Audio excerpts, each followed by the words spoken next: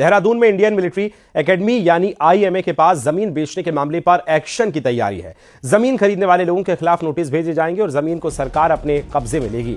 आपको बता दें कि आरोप है कि शेखुल हिंद एजुकेशन चैरिटेबल ट्रस्ट की हरियावाला धौलास इलाके में लगभग 20 एकड़ कृषि भूमि बिना लैंड यूज बदलाव के बेच दी गई।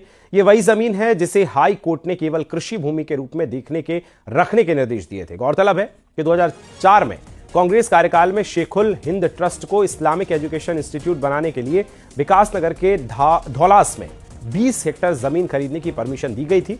इस पर शिक्षण संस्थान तो नहीं बना, उल्टे जमीन के प्लॉट्स बनाकर बेच दी गई है। सीधा चलेंगे सहयोगी सुनील अमप्रभात हमारे साथ संवाददाता जुड़ गए। सुनील, जिस तरह से ये पूरा मामला सामने आया है और कई लोगों को ये कृषि जमीन बेची गई है, अब किस तरह से इस पर कार्रवाई हो रही है और क्या क्या अभी इसके पीछे की कहानी जो है वो सामने आना बाकी है? देखिए, जैसे ये मामला सामने आया, मुख्यमंत्री पुष्कर सिंह धामी ने डीएम देहरादून को इस पूरे मामले की जांच के निर्देश दिए थे।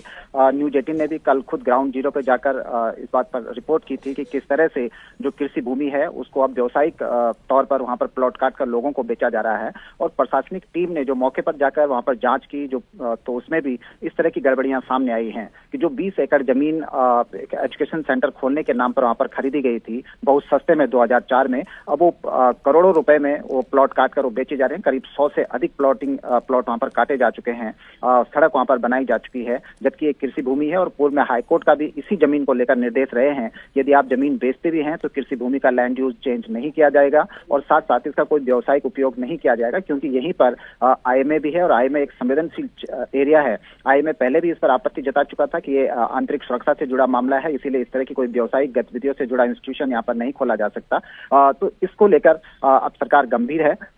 जो भी जिन लोगों ने भी यहाँ पर प्लॉट खरीदे और बेचे, जो शुरुआती दौर में करीब 100 के आसपास नाम सामने आ रहे हैं, उनको नोटिस सर्व करने की तैयारी हो रही है। और इसके साथ साथ यदि संतोषजनक मामला नहीं पाया जाता तो सरकार इस जमीन को सरकार में निहित करने की भी कार्रवाई बिल्कुल नजर बना के रखिएगा। सुनील, बहुत शुक्रिया जानकारी साझा करने के लिए।